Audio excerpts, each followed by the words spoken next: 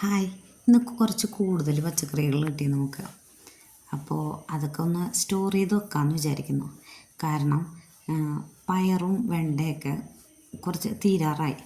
അപ്പോൾ പുതിയ പ്ലാന്റ്സ് നട്ടിട്ടുണ്ട്. പിന്നെ അതേപോലെ പകുതിയായി, അതായത് പൂത്ത് തുടങ്ങിയതും ഉണ്ട്. പക്ഷെ എന്നാലും പൂത്ത് തുടങ്ങിയത് കായായിട്ട് വരാനുള്ള ഒരു ടൈമുണ്ടല്ലോ. ചിലപ്പോൾ ആ ടൈമിലേക്ക് ഞങ്ങൾക്കതൊരു ഗ്യാപ്പ് വന്നേക്കാമെന്ന് തോന്നുന്നു. അതുകൊണ്ട് തന്നെ കിട്ടിയ പച്ചക്കറികളെല്ലാം സ്റ്റോർ ചെയ്യാൻ പറ്റുന്നത്ര സ്റ്റോർ ചെയ്യാമെന്ന് വിചാരിച്ചു.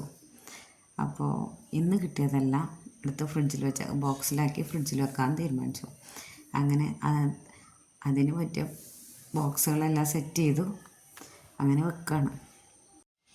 പക്ഷെ ഞങ്ങളുടെ വീട്ടിൽ ഏറ്റവും കുറവ് ചിലവാകുന്ന ഒരു സാധനമാണ് വഴുതനങ്ങ. കാരണം വഴുതനങ്ങയുടെ ഇത് തോരൻ വെച്ചാലാണേലും മെഴുക്കുവരട്ടി ഉണ്ടാക്കിയാണേലും ഇവിടെ മക്കൾക്കും ആർക്കും ഇഷ്ടമില്ല. അമ്മ കഴിക്കും, പിന്നെ അത് മക്കളേൽ ഒരാൾ മാത്രം കഴിക്കും. അപ്പോൾ പിന്നെ അതങ്ങോട്ട് അത്ര ചിലവാകാത്തൊരു സാധനമാണ്. പക്ഷേ ഇവിടെ ഏറ്റവും കൂടുതൽ ഉണ്ടാകുന്ന സാധനം വഴുതനയാണ്. കാരണം കുറേ തൈകൾ വെച്ചിട്ടുണ്ട് ഞാൻ. പിന്നെ ഇന്ന് കുറച്ചധികം ഇത് കിട്ടി, കോവയ്ക്ക.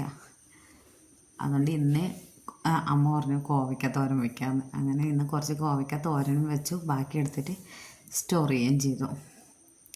പയറും ഇന്ന് ഒത്തിരി ഉണ്ടായിരുന്നു. പിന്നെ അത്യാവശ്യമൊക്കെ അയൽവക്കത്തൊന്നല്ല, നമ്മുടെ ഫ്രണ്ട് സർക്കിളിലുള്ളവർക്ക് നമ്മൾ കൊടുക്കാറുണ്ട്. അങ്ങനെ ഇന്ന് 2 പേർക്ക് കൊടുക്കാൻ വേണ്ടി മാറ്റി വെക്കണം. അപ്പോൾ ബാലൻസ് ഉള്ളത് ഫ്രിഡ്ജിൽ വെക്കാമെന്ന് വിചാരിച്ചു. അങ്ങനെ എല്ലാ സാധനങ്ങളിൽ നിന്നും ഒരു പങ്ക് മാറ്റി വെച്ചിട്ടുണ്ട്. നമ്മൾ ഉദ്ദേശിക്കുന്നവർക്ക് കൊടുക്കാൻ വേണ്ടിയിട്ട് എടുത്തു വെച്ചു. ബാക്കിയുള്ളതാണ് നമ്മൾ ഫ്രിഡ്ജിൽ സ്റ്റോർ ചെയ്യുന്നുള്ളത്. അപ്പം അങ്ങനെ ആ പരിപാടി ഞങ്ങൾ കഴിഞ്ഞു. അപ്പോൾ ഇത്രയേ ഉള്ളൂ.